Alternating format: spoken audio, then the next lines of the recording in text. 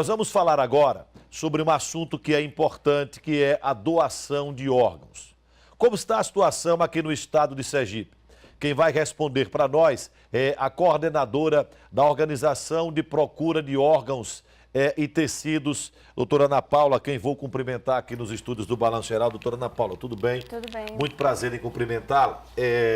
Ainda existe, eu não diria preconceito, mas medo das pessoas de fazerem doação de órgãos?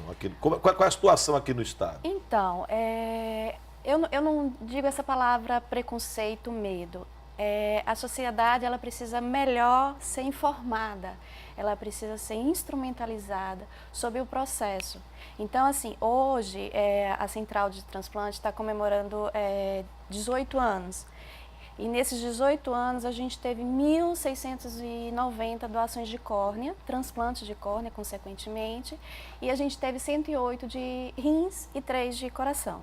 Então, assim, é bom, mas a gente tem que... Quantas de córnea que a senhora falou? 1.690. Ou seja, 1.690 pessoas que passaram a ter o direito de enxergar. De enxergar. Isso é um ato nobre, né? É um ato humano. Então, só que a gente tem um porém aí, das entrevistas que a gente faz com essas pessoas, com os falecidos, com as famílias, os familiares, 70% é negativo. Aí imagine nesse número de 1.690 a gente acrescentar os 70% então, que foram... aquela pergunta que ele fez no começo, por que é que 70% é negativo? É negativo, então, porque a gente precisa orientar melhor a família precisa ser envolvida no processo de doação, ela precisa conhecer melhor como é o processo. Então, esse momento é um momento importante, porque a gente orienta a família fica sabendo realmente como é o processo, quem pode doar, quem não pode doar. Vamos lá, e como é o processo? Então, a doação, a gente tem dois tipos de doação. A gente tem doação do falecido em PCR e a doação do falecido, do óbito em morte encefálica. Então, o de PCR, a gente tem a doação de tecidos, que é córnea, O que é o de PCR, só para... Parada cardiorrespiratória.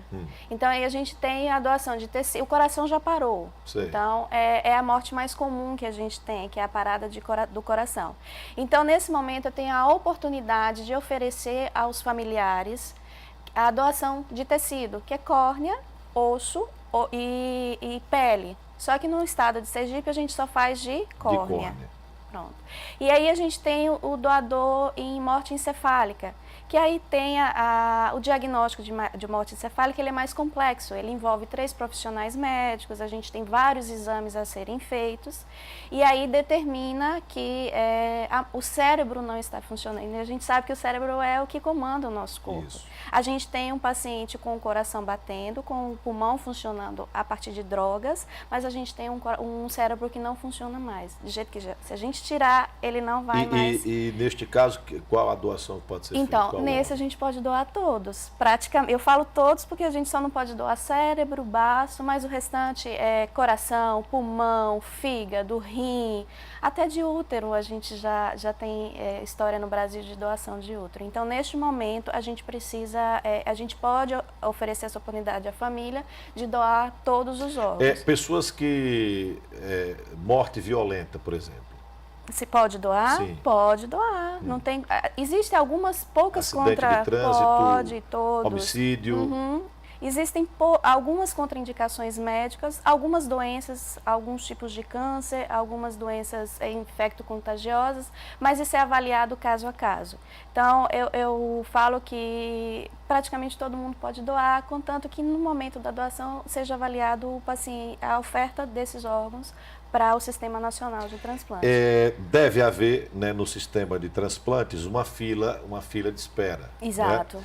Essa fila é nacional ou ela, no nosso caso aqui é estadual ou é nacional? Então, existem filas por região. Sei. Então, a gente tem focos, né, a região Nordeste, o Norte, o Sul e o Sudeste, pela logística de transporte desses órgãos. Então, a fila é regional. Regional. Isso. Por exemplo, qual é a maior fila hoje? A maior fila, sem dúvida, é a de rim. É a de rim. É a de rim. Você tem ideia de quantas pessoas estão esperando hoje uma doação de rim? No Brasil, em média, umas 10 mil pessoas. 10 mil pessoas. Hoje nós temos uma média no estado de, eu acho que mil e poucas pessoas na fila da hemodiálise. Então, se a gente tivesse o transplante de rim, várias pessoas poderiam sair de ter uma vida toda mais... aquela confusão da nefrologia que nós acompanhamos aqui, são pessoas que passam por aquela máquina, pelo equipamento, enfim, Isso. porque o rim não funciona. E essas pessoas poderiam ter uma vida normal se tivesse a doação de rins. Exatamente. E aí, como a gente pode melhorar isso? Rim a gente tem dois, mas pode viver com um. Pode né? viver Então, com um, mas a gente... O parente, o familiar pode doar o... Pode, mas a gente não estimula a doação entre vivos, porque a gente tem a possibilidade de doação entre no caso do óbito, a pessoa morta. Então, assim, o vivo vive com um rim só, mas a qualidade de vida pode diminuir um pouquinho. Então, é interessante que seja, já que a gente tem essa possibilidade... Córnea, qual é a fila? A fila, nós temos 202 pessoas na fila de espera hoje. E coração? Coração a gente tem 2 no estado. Duas pessoas aguardando o para coração. fazer transplante de coração. Isso. E aí eu venho, né, pedir a mídia, a sociedade, porque assim, para eu ter transplante eu tenho que ter doador. E o doador precisa ser informado. O que a família ela tem uma entrevista? Como é que funciona? Se eu sou doadora, eu preciso conversar com o meu familiar. Eu preciso informar ao meu marido, ao meu filho, ao meu pai, à minha mãe, que eu sou doador em vida. Porque facilita bastante a entrevista. Os profissionais da OPO que fazem essa entrevista. Já é um momento delicado, porque a gente vai entrevistar uma família no pior momento que ele tem. Fragilizada emocionalmente. É muito difícil, é um momento muito sensível e a gente precisa ter essa sensibilidade. Então, os profissionais de saúde, eles são o start do início da doação. Eles têm que estar envolvidos no processo de acolher essa família. A família bem acolhida, a família bem informada, ela doa mais facilmente. Então, é importante que você que tem essa consciência faça isso em vida, né, com seus familiares. Isso. Ok, doutora Ana Paula, muito obrigado por ter vindo aqui, pelos esclarecimentos importantes. Um abraço para a senhora. Obrigada. E que mais pessoas possam ser voluntárias e declarar em vida aos seus familiares que querem ser doadores. Um abraço para a senhora.